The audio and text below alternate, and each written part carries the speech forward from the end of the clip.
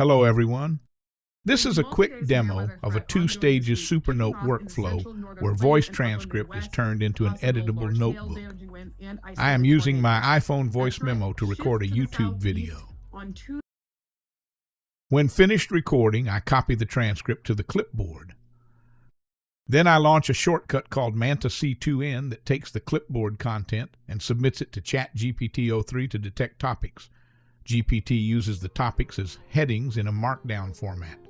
The shortcut also asks for optional metadata such as description, date, and location of a conversion. That could be useful for someone going door to door, for sorting afterwards the notes. Then GPT saves its results on a particular Dropbox folder.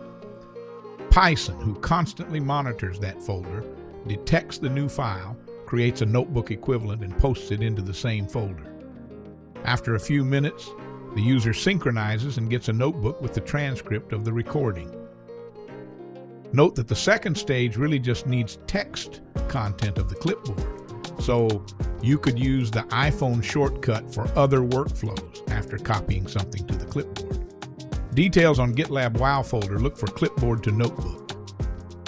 Enjoy!